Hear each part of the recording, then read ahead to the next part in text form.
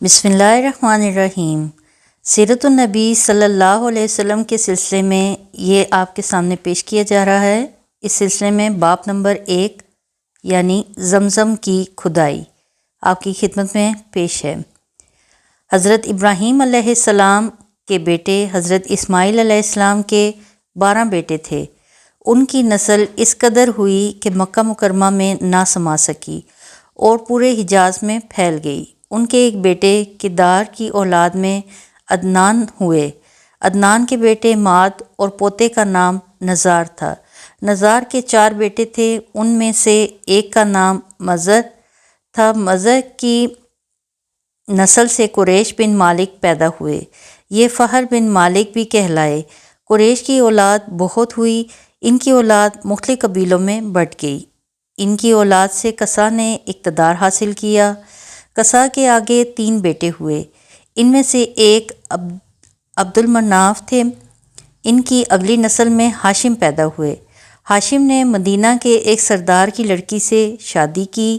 ان کے یہاں ایک لڑکا پیدا ہوا، اس کا نام شیبہ رکھا گیا۔ یہ پیدا ہی ہوا تھا کہ ہاشم کا انتقال ہو گیا۔ ان کے بھائی مطلب مکہ کے حاکم ہوئے۔ ہاشم کا بیٹا مدینہ منورہ میں پرورش پاتا رہا۔ جب مطلب کو معلوم ہو گیا کہ وہ جوان ہو گیا ہے تو بھتیجے کو لینے کے لیے خود مدینہ گئے۔ اسے لے کر مکہ مکرمہ پہنچے تو لوگوں نے خیال کیا کہ یہ نوجوان ان کا غلام ہے۔ مطلب نے لوگوں کو بتایا یہ ہاشم کا بیٹا اور میرا بھتیجا ہے۔ اس کے باوجود لوگوں نے اسے مطلب کا غلام ہی کہنا شروع کر دیا۔ اس طرح شیبہ کو عبد المطلب کہا جانے لگا۔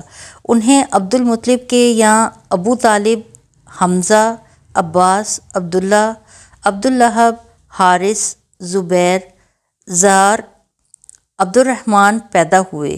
ان کے بیٹے عبداللہ سے ہمارے نبی پاک صلی اللہ علیہ وسلم حضرت محمد صلی اللہ علیہ وسلم پیدا ہوئے۔ عبد المطلب کے تمام بیٹوں میں حضرت عبداللہ سب سے زیادہ خوبصورت اور سب سے زیادہ پاک دامن تھے۔ عبد المطلب کو خواب میں زمزم کا کنواں کھودنے کا حکم دیا گیا، یعنی حضرت اسماعیل علیہ السلام کے کنویں کو۔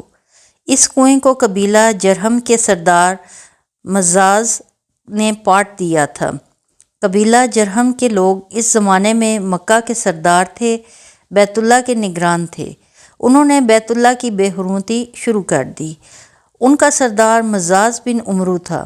وہ اچھا آدمی تھا۔ اس نے اپنے قبیلے کو سمجھایا کہ بیت اللہ کی بے حرمتی نہ کرو، مگر ان پر اثر نہ ہوا۔ جب مزاز نے دیکھا کہ ان پر کوئی اثر نہ ہوتا تو قوم کو اس کے حال پر چھوڑ کر وہاں سے جانے کا فیصلہ کیا۔ اس نے تمام مال و دولت، تلواریں اور زریں وغیرہ خانہ کعبہ سے نکال کر زمزم کے کنویں میں ڈال دیں اور مٹی سے اس کو پاٹ دیا۔ کنواں اس سے پہلے ہی خشک ہو چکا تھا، اب اس کا نام و نشان مٹ گیا۔ مدتوں یہ کنواں بند پڑا رہا۔ اس کے بعد بنو غزا نے بنو جرہم کو وہاں سے مار بھگایا۔ بنو غزا اور کسا کی سرداری کا زمانہ اسی حالت میں گزرا۔ کنواں بند رہا یہاں تک کہ کسا کے بعد عبد المطلب کا زمانہ آ گیا۔ انہوں نے خواب دیکھا۔ خواب میں انہیں زمزم کے کنویں کی جگہ دکھائی گئی اور اس کے کھودنے کا حکم دیا گیا۔ حضرت علی رضی اللہ تعالیٰ عنہ سے روایت ہے کہ عبد المطلب نے بتایا، میں حجر اسود کے مقام پر سو رہا تھا کہ میرے پاس ایک آنے والا آیا۔ اس نے مجھ سے کہا طیبہ کو کھودو۔ میں نے اس سے پوچھا طیبہ کیا ہے، مگر وہ کچھ بتائے بغیر چلا گیا۔ دوسری طرف رات پھر خواب میں وہی شخص آیا، کہنے لگا برہ کو کھودو۔ میں نے پوچھا برہ کیا ہے، وہ کچھ بتائے بغیر چلے گئے۔ تیسری رات میں اپنے بستر پر سو رہا تھا کہ پھر وہ شخص خواب میں آیا۔ اس نے کہا مظنونہ کھود دو۔ میں نے پوچھا مظنونہ کیا ہے، وہ بتائے بغیر چلا گیا۔ اس سے اگلی رات میں پھر بستر پر سو رہا تھا کہ وہی شخص پھر آیا اور بولا زمزم کھودو۔ میں نے اس سے پوچھا زمزم کیا ہے۔ اس بار اس نے کہا زمزم وہ ہے جس کا پانی کبھی ختم نہیں ہوتا، جو حاجیوں کے بڑے بڑے مجمعوں کو سیراب کرتا ہے۔ عبد المطلب کہتے ہیں میں نے اس سے پوچھا یہ کنواں کس جگہ ہے۔ اس نے بتایا جہاں گندگی اور خون پڑا ہے۔ اور کوا ٹھونگے مار رہا ہے۔ دوسرے دن عبد المطلب اپنے بیٹے حارث کے ساتھ وہاں گئے۔ اس وقت ان کے یہاں ایک ہی لڑکا تھا۔ انہوں نے دیکھا وہاں گندگی اور خون پڑا تھا اور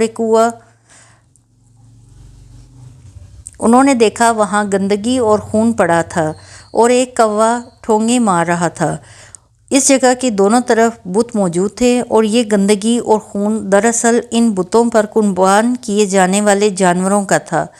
پوری نشانی مل گئی تو عبد المطلب گدال لے آئے اور کھدائی کے لیے تیار ہو گئے، لیکن اس وقت قریش وہاں آ پہنچے۔ انہوں نے کہا، اللہ کی قسم ہم تمہیں یہاں کھدائی کرنے نہیں دیں گے۔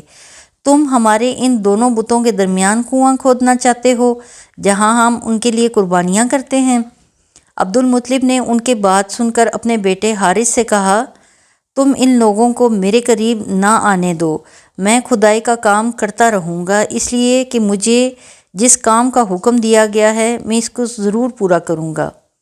قریش نے جب دیکھا کہ وہ باز آنے والے نہیں تو رک گئے۔ آخر انہوں نے کھدائی شروع کر دی۔ جلد ہی کنویں کے آثار نظر آنے لگے۔ یہ دیکھ کر انہوں نے اللہ اکبر کا نعرہ لگایا اور پکار اٹھے، یہ دیکھو، یہ اسماعیل علیہ السلام کی تعمیر ہے۔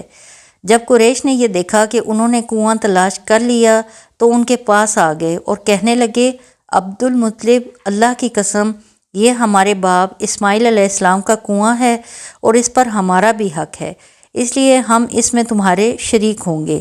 یہ سن کر عبد المطلب نے کہا، میں تمہیں اس میں شریک نہیں کر سکتا، یہ مجھے اکیلے کا کام ہے۔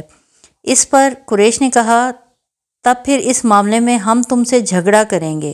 عبد المطلب بولے، کسی سے فیصلہ کروا لو۔ انہوں نے بنو سعد ابن حزیم کی کاہنہ سے فیصلہ کرانا منظور کیا۔ یہ کاہنہ ملک شام کے بالائی علاقے میں رہتی تھی۔ آخر عبد المطلب اور دوسرے قریش اس کی طرف روانہ ہوئے۔ عبد المطلب کے ساتھ عبد المناف کے لوگوں کی ایک جماعت تھی، جبکہ دیگر قبائل قریش کی بھی ایک جماعت ساتھ تھی۔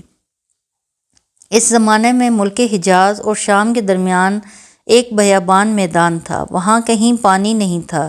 اس میدان میں ان کا پانی ختم ہو گیا، سب لوگ پیاس سے بے حال ہو گئے، یہاں تک کہ انہیں اپنی موت کا یقین ہو گیا۔ انہوں نے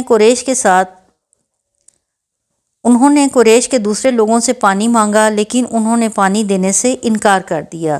اب انہوں نے ادھر ادھر پانی تلاش کرنے کا ارادہ کیا۔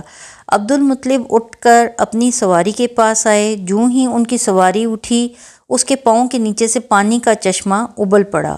انہوں نے پانی دیکھ کر اللہ اکبر کا نعرہ لگایا۔ پھر عبد المطلب سواری سے اتر آئے۔ سب نے خوب سیر ہو کر پانی پیا اور اپنے مشکیزے بھر لیے۔ اب انہوں نے قریش کی دوسری جماعت سے کہا، آؤ تم بھی سیر ہو کر پانی پی لو۔ اب وہ بھی آگے آئے اور خوب پانی پیا۔ پانی پینے کے بعد وہ بولے، اللہ کی قسم اے عبد المطلب، یہ تو تمہارے حق میں فیصلہ ہو گیا، اب ہم زمزم کے بارے میں تم سے کبھی جھگڑا نہیں کریں گے۔ جس ذات نے تمہیں اس بیابان میں سیراب کر دیا، وہی ذات تمہیں زمزم سے بھی سیراب کرے گی، اسی لیے یہاں سے واپس چلو۔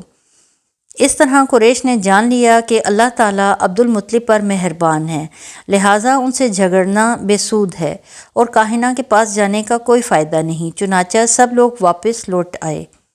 واپس آ کر عبد المطلب نے پھر کنویں کی کھدائی شروع کی۔ ابھی تھوڑی سی کھدائی کی ہوگی کہ مال، دولت، تلواریں اور زریں نکل آئیں۔ اس میں سونا اور چاندی وغیرہ بھی تھی۔ یہ مال و دولت دیکھ کر قریش کے لوگوں کو لالچ نے آ گھیرا۔ انہوں نے عبد المطلب سے کہا، عبد المطلب، اس میں ہمارا بھی حصہ ہے۔ ان کی بات سن کر عبد المطلب نے کہا، نہیں، اس میں تمہارا کوئی حصہ نہیں، تمہیں انصاف کا طریقہ اختیار کرنا چاہیے۔ آؤ 500 کے تیروں سے کرہ ڈالیں۔ انہوں نے ایسا کرنا منظور کر لیا۔ 2 تیر کعبے کے نام سے رکھے گئے، 2 عبد المناف کے اور 2 قریش کے، باقی لوگوں کے نام کے۔ پانسا پھینکا گیا تو مال و دولت کعبہ کے نام نکلا، تلواریں اور زریں عبد المطلب کے نام، اور قریشیوں کے نام کے جو تیر تھے وہ کسی چیز پر نہ نکلے۔ اس طرح فیصلہ ہو گیا۔ عبد المطلب نے کعبے کے دروازے کو سونے سے سجا دیا۔ زمزم کی کھدائی سے پہلے عبد المطلب نے دعا مانگی تھی کہ اے اللہ اس کی کھدائی کو مجھ پر آسان کر دے، میں اپنا ایک بیٹا تیرے رستے میں ذبح کروں گا۔ اب جب کہ کنواں نکل آیا تو انہیں خواب میں حکم دیا گیا اپنی منت پوری کرو، یعنی ایک بیٹے کو ذبح کرو۔